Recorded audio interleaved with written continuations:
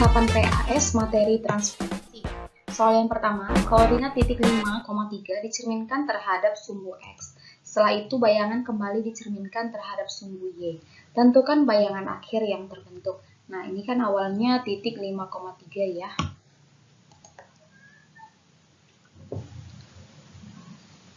Oh, 5,3.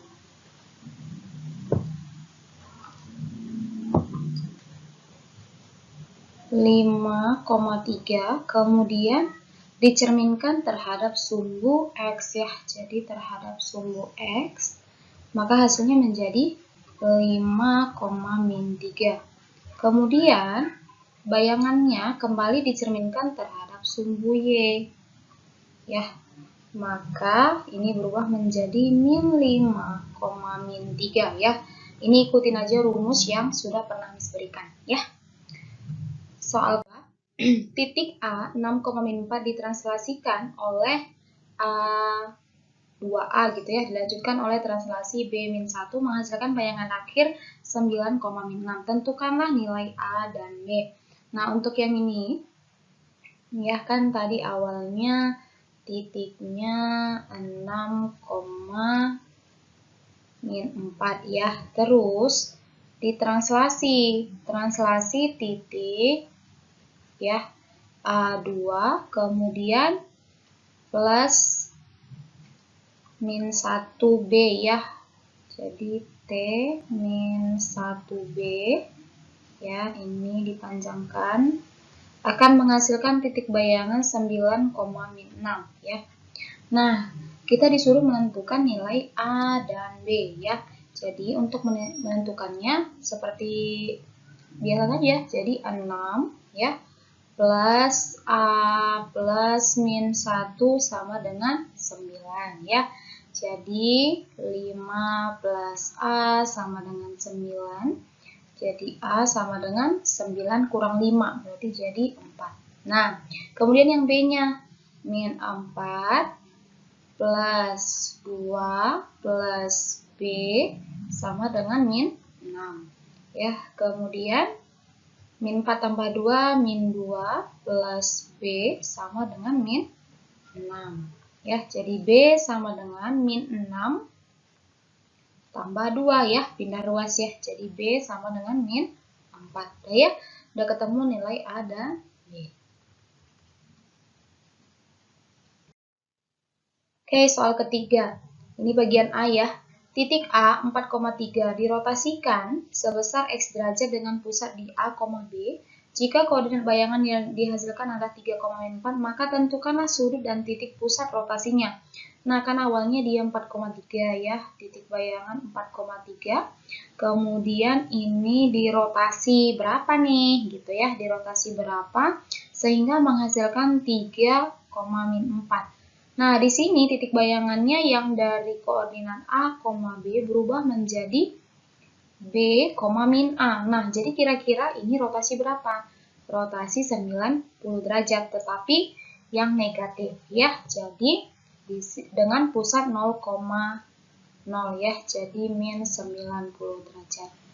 Jadi sudut -90 derajat, terus titik pusatnya, titik pusat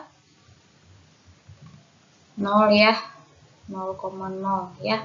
Oke.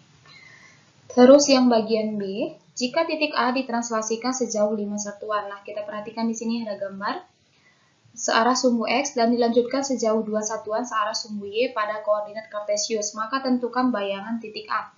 Coba kita lihat, perhatikan titik A ya. Titik A di sini berarti ada di titik -4,1 ya kan? Nah, jadi titik A-nya ada di -4,1. Nah, katanya ini akan ditranslasikan sejauh 5 satuan ke arah sumbu X. Berarti yang ke arah sumbu X-nya 5. Berarti ke kanan kan? Nah, sedangkan 2 satuan ke arah sumbu Y berarti ke atas. Nah, maka translasinya 5, 2. Nah, tinggal di plus seperti biasa. Jadi, -4 tambah 5. Ya, titik bayangannya menjadi A aksen, -4 tambah 5, terus 1 tambah 2. Akhirnya menjadi min 4 tambah 5, 1, terus 3 ya. Jadi 1,3. Nah, seperti itu. Oke, soal selanjutnya. Diketahui sebuah persegi panjang dengan titik A 4,2, B 4,5, C 9,5, dan titik D. Nah, berarti titik D-nya belum diketahui. Jika persegi panjang didilatasi dan didapat bayangan titik B sebesar 8,10, maka tentukanlah bayangan titik D hasil dilatasi. Ya, jadi kita gambar dulu koordinatnya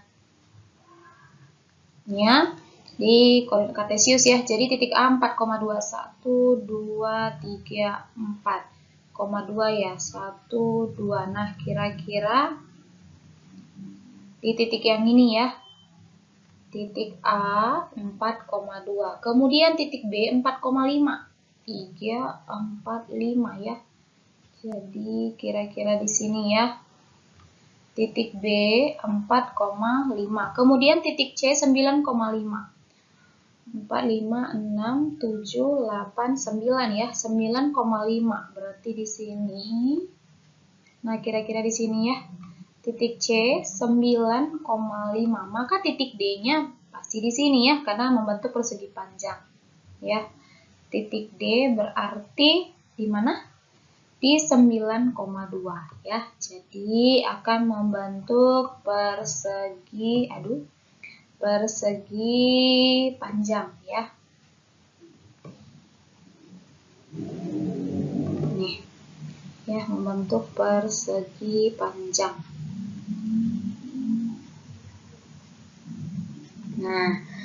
Nah, kita udah dapat titik D 9,2. Nah, katanya jika persegi panjang didilatasi, berarti diperbesar ya, dan didapat bayangan titik B sebesar 8,10. Tadi kan titik B-nya itu adalah 4,5. Nah, setelah didilatasi ya, maka akan menghasilkan titik bayangannya itu adalah 8,10. Nah, berarti kira-kira skalanya berapa nih dari 4,5 ke 8,10? Berarti skalanya 2 kan? Nah, berarti K-nya sama dengan 2. Nah, berarti untuk titik D di mana 9,2, maka ini langsung kita juga kali 2. Ya, jadi dengan skala 2 berarti D aksennya berubah menjadi 9 kali 2. Terus satu lagi 2 kali 2 ya. Maka D aksennya adalah 18,4 ya. Ini jawabannya. Tentukanlah bayangan titik D hasil dilatasi ya. Jadi hasil dilatasi. Oke, soal terakhir. Diberikan sebuah titik E 2,3 dirotasikan terhadap titik pusat 0,0 dengan rotasi 90 derajat. Kemudian hasilnya dicerminkan terhadap garis X sama dengan 1.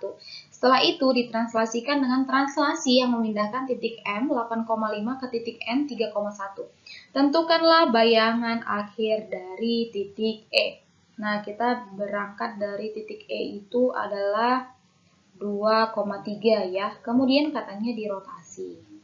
Dirotasi sebesar 90 derajat dengan titik pusat 0 ya. Nah, maka ini berubah menjadi min 3,2.